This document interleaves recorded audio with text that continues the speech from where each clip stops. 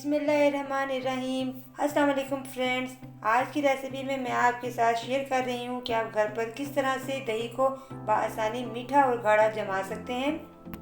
शुरू से अंत तक आपने रेसिपी को मुकम्मल वॉच करना है, इसका एक भी पार्ट आपने मिस नहीं करना। तो एक एक स्टेप को आपने फॉलो करना है। इस तरह से आपकी दही बहुत अच्छी और थिक जमेगी और बलाई भी इस पर बहुत मोटी आएगी। तो पूरा रमज़ान आप इस तरीके से दही जमाइए। तो चलिए रेसिपी स्टार्ट करते हैं। तो सबसे पहले पैन के अंदर दूध डालेंगे। यहाँ पर मैंने 1 किलो दूध लिया है। कच्चा दूध मैंने लिया है, फुल फैट मिल्क है ये। मतलब इसमें से बलाई नहीं उतरी हुई, ये फुल फैट मिल्क है। तो इसको हम पकाएंगे 5 से 6 मिनट तक हम इसको पकाएंगे। अच्छी तरह से आपने इसको पका लेना है और साथ साथ इसको फेंटेंगे हम। तो अच्छे से आपने इसको फेंटना है। जितना ज़्यादा आप इस पर फेंटेंगी उतनी ही इसके ऊपर झाग आएगी, और जितनी इसके ऊपर झाग आएगी आपकी जो दही की बलाई है उतनी ही मोटी इसके ऊपर आएगी।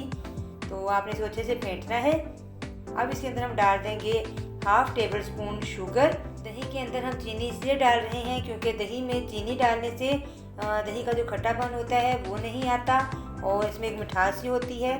तो इसका मतलब ये बिल्कुल नहीं है कि दही जो है बहुत ज़्यादा मीठा हो जाएगा। बहुत ज़्यादा मीठा नहीं होगा, लेकिन इसमें एक मिठास सी होती है। दूध अच्छे से पक चुका है। अब हम इसको डाल देंगे एक मिट्टी के बर्तन में। अगर आपके पास मिट्टी का बर्तन नहीं है तो आप इसकी जगह कोई भी और बर्तन ले सकते हैं। तो यहाँ पर भी हम इसको 1 से 2 मिनट तक अच्छी तरह से फेंटेंगे ताकि दही पर जो झाग है वो बरकरार रहे।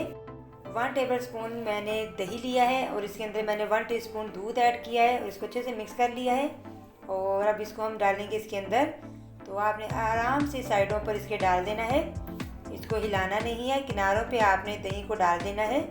अब इसको किसी भी चीज़ से ढक देंगे और इसके ऊपर कपड़ा दे देंगे। तो मेरे पास ये 2 रुमाल थे, मैं इससे इसको अच्छे से कवर कर दूंगी चारों साइडों से। इस तरह से 4 से 5 घंटे में आपका बेहतरीन दही जो है वो बन जाएगा। तो इसको अच्छे से आपने बस कवर करना है। तो इस बात का आप ध्यान रखिएगा।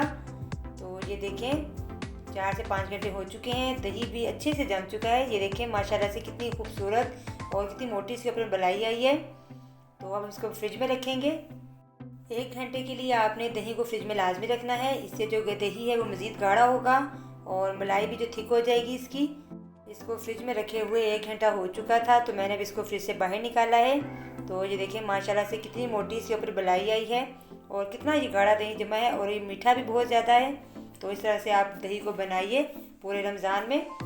माशाल्लाह से ये देखें ये मलाई है, ये कितनी मोटी इसके ऊपर बलाई आई है। मैं आपको चम्मच से साइड पे करके दिखाती हूँ। ये देखें ये इसकी बलाई है और माशाल्लाह से ये बहुत थिक बहुत क्रीमी बना है। अगर आज की मेरी रेसिपी आप सबको पसंद आई है तो इसे लाइक कीजिए, शेयर कीजिए। मुझे अपनी दुआ में याद रखिए। अल्लाह हाफिज़।